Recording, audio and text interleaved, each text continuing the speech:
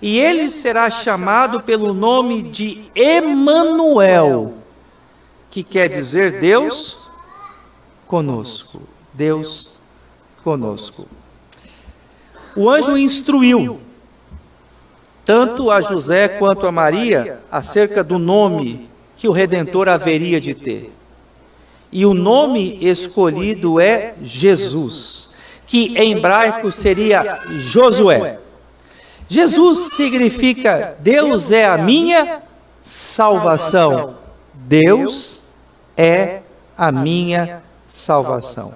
O nome Jesus não foi um nome simplesmente aleatório, mas foi um nome intencionalmente escolhido pelo próprio Deus para identificar a missão do seu Filho. Se agora há pouco nós falamos sobre a necessidade do nosso Redentor ser Deus, é importante que nós também possamos compreender a necessidade do nosso Redentor ser homem. Por que Deus não enviou um anjo? Por que Deus não enviou talvez um outro ser para redimir a humanidade? Deus poderia fazer? Sim, Ele é soberano e Ele faz todas as coisas conforme a sua vontade. Mas, porém, eu e você precisamos compreender uma verdade muito clara que nos é revelada na Escritura. E que verdade é essa? Havia a necessidade de Jesus ser homem, porque nós precisávamos de um representante, assim como nós, para nos redimir dos nossos pecados. Em Romanos capítulo 5, versículo 12, a palavra de Deus diz que pela desobediência de um homem, que foi Adão, o pecado adentrou no mundo e pelo pecado a morte. Portanto, assim como por um só homem entrou o pecado no mundo e pelo pecado a morte, assim também a morte passou a todos os homens, porque todos pecaram. Se o pecado, acompanhem aqui, meus amados irmãos, ele adentrou pela desobediência de um homem, a salvação ela seria dada à humanidade pela obediência de um homem. E quem foi esse homem? Cristo Jesus. Se pela desobediência de Adão entrou a morte, pela obediência de Cristo entrou a vida. Se pela vida de Adão veio a condenação, pela vida de Cristo veio a salvação. Nós precisávamos de um representante humano, assim como nós, para que ele fosse de fato responsável pela nossa redenção, pela nossa salvação. Mas não somente isso. O milagre da encarnação tinha um outro propósito. Jesus tinha como propósito ser o exemplo perfeito para nós. Em Filipenses capítulo 2, versículo 5, se você puder, abra a sua Bíblia, por gentileza, nesse texto.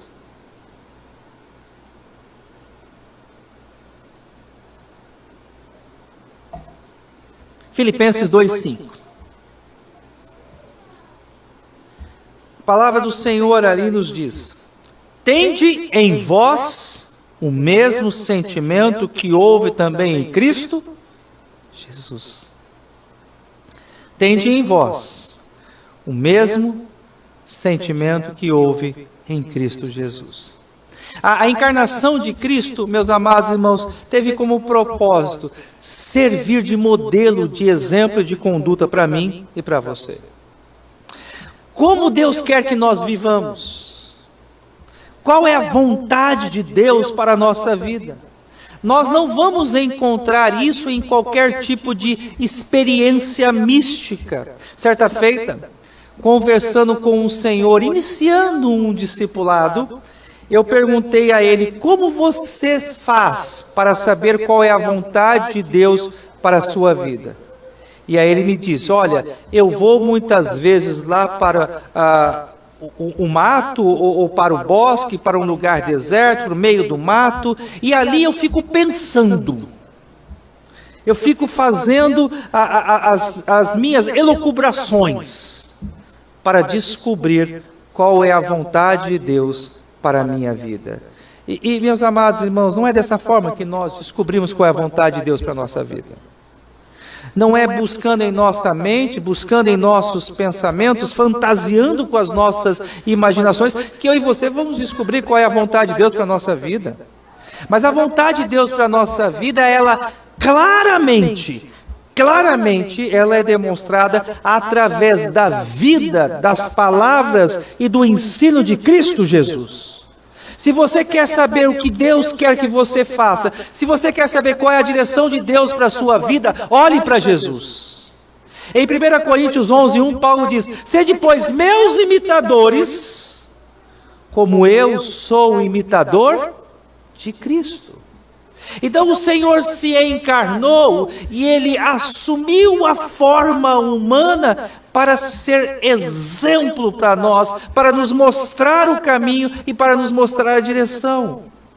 Me permitam aqui citar alguns exemplos práticos disso que eu estou falando nessa noite.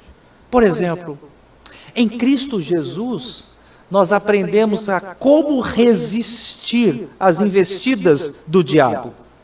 Em Mateus capítulo 4, Jesus ele foi tentado.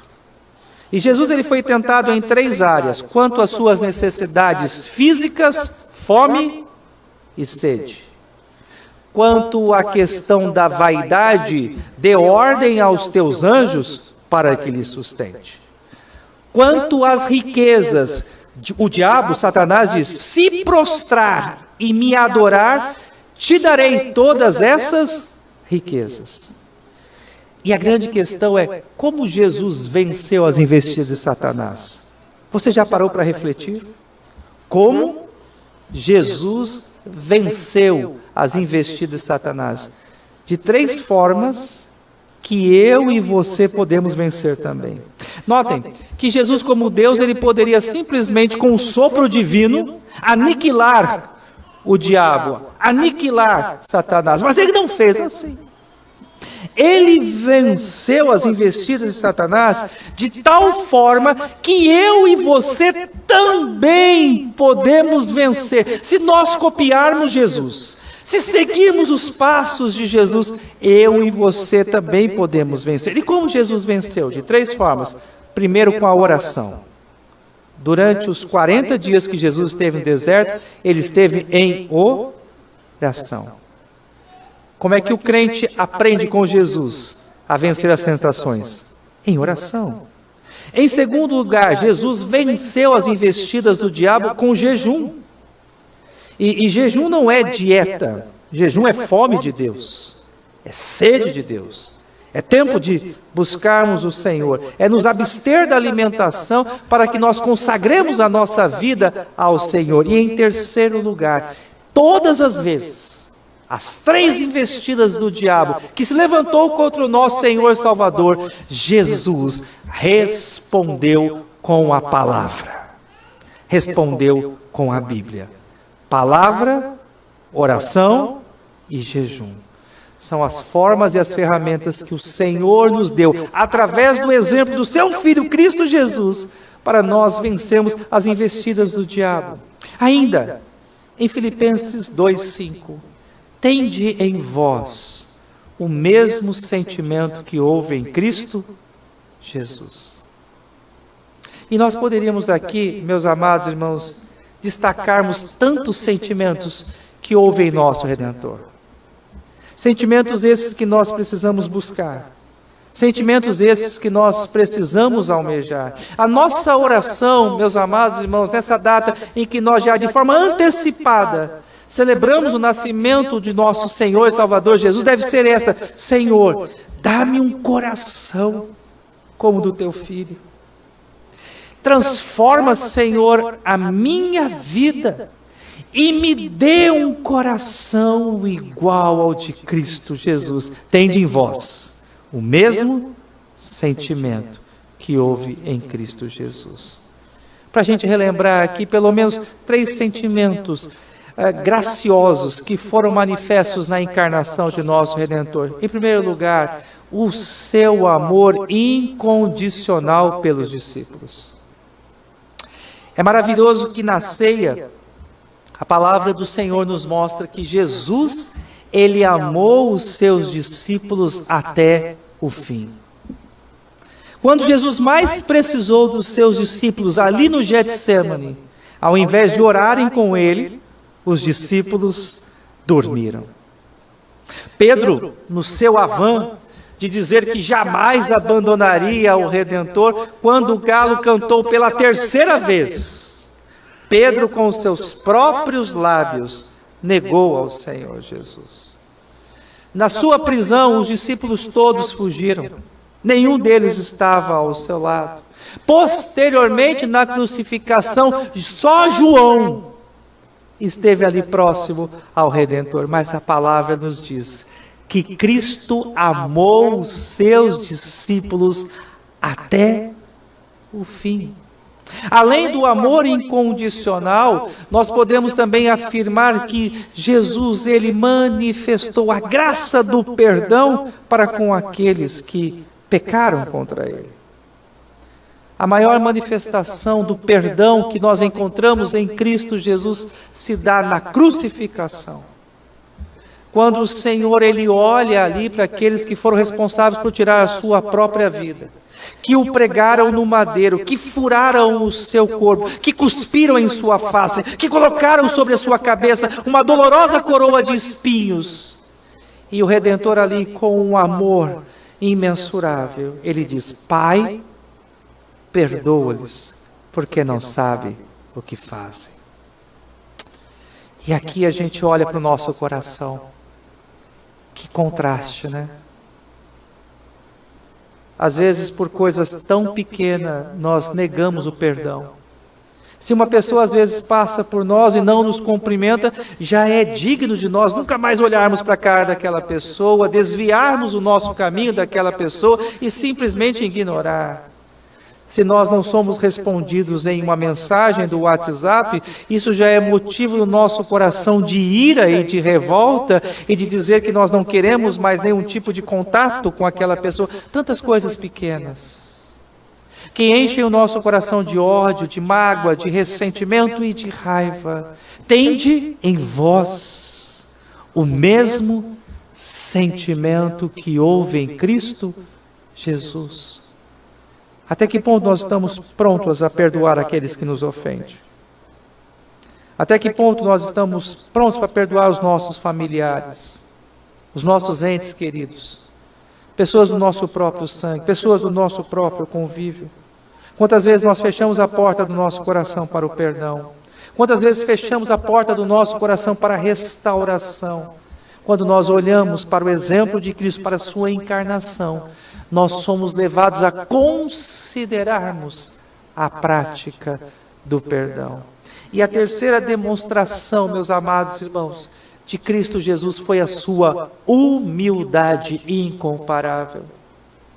Além do seu amor e da graça do perdão, a humildade de Cristo Jesus deve ser o maior exemplo para nós. Em nossa sociedade, meus amados irmãos, hoje muitos homens, eles alcançam proeminência e são exemplos para a sociedade moderna. Quantos rios de Instagram ou mensagens que são apresentadas de frases de personagens, condutas de personagem, atitudes de alguns homens famosos. Mas o ponto que eu quero destacar aqui é que nenhum homem, que nenhum pensador pode ser comparado a Cristo Jesus.